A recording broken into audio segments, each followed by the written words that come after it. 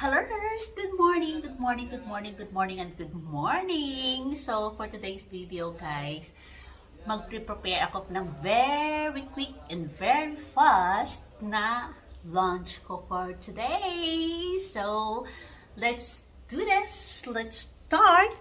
So, ayun na nga guys, tayo yung magluluto ngayon. Maggagawa ako ng spinach na 3 ingredients lang itong ating lulutuin for today. Kasi sabi ko nga, ako yung nagtitake ako ngayon ng iron. Then, for the meantime, inaayudahan ko siya ng mga green leafy vegetables. Yan. So, spinach, mamura kasi yung spinach ngayon. So, ngayon, marami yan, guys, na ginawa ko. Dalawang, ano ba yun, yung manoho? Dalawang ganon. So, tara, magluluto na tayo. So, ayun na nga, first, maglalagay ako ng extra olive oil. Much better this one. So, like that. Yan, ang ating ilalagay. Then, meron ho ako, guys, what's this? Garlic. Ganito ang pagka-slice ko. Then, ang ating onion, red onion. Pero ito ay kung gusto mo lang. Much better ito kung gusto mo ay bawang lang. Bawang lang. Kung ayaw mo ng bawang, mag-onion ka. So, ayun na nga. Papainitin ko ang ating... Malaki ang ginawa ko na ito, guys, na ganito. Kasi marami akong spinach. Look. Pang 2 to 3 days ko na to. At yung aking anak, 2 kaming kumakain yan. So, hindi ko tinanggal ang mga tangkay, guys, kasi malambot naman ito, itong ating spinach. So, ayan na nga. I think it's hot na. So, ilalagay ko na itong ating garlic first. Ang ating garlic. Then, isa-isa, oh my goodness, ang bango. Ayan, may natapon yata. Ayan. Then, next, ilagay na natin ang ating onion. Yan. Ang ating onion. Wow. Yan. So, gisa-gisa ulit. Then, next guys, ilagay na natin itong ating spinach. So, ayan. Dahil as in super dami talaga siya. Ayan. Maganda pag may tangkay kasi makakain ko rin ng mga tangkay. Pero, if you want, you can take this one, leaves lang ang ating ilagay. So, ibinabad ko ito actually yesterday, kasi dapat kahapon pa dapat piluto dito. Ayan. Hello. Mix. Igaganyan ko lang siya. Pwede mo naman itong tawag dito, i-boil muna. Pero mas gusto ko kasi yung i-gigisa ko siya. Dito. Ayan. Then, ilagay mo yung iba pa. So, ayun nga guys, medyo bumaba na siya. Itong ating spinach. Then, we can add salt. Kunti lang na asin. Then, ang ating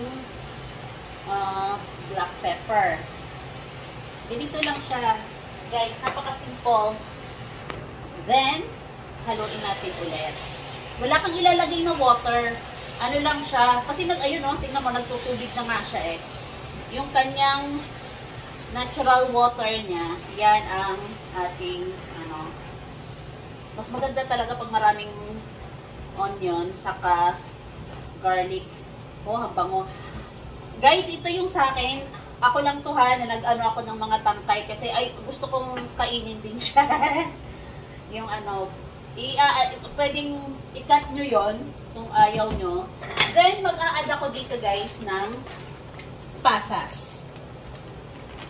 Magpapasas ako, pero it's up to you guys kung maglalagay ka, kung ano ang pwede mong ilagay. Pwede kang mag-add dito ng kahit na Sa akin, iyan pasas ang ilalagay ko. Generously nilalagay ko kasi gusto ko talaga ang pasas. Ayan. So, pwede ko na itong pang first plate. Alam nyo ba itong spinach guys ay napaka ganda nito kesa naman sa meat, kesa sa karne, di ba? Mas mas marami ang kanyang mga benefits itong ating spinach. Actually kasi mura lang kasi ang spinach dito guys eh. 1 euro lang tong bili ko. 129 euro. So, ayun lang, ganyan lang siya. Ayun, so done. Done na siya. Done na ang ating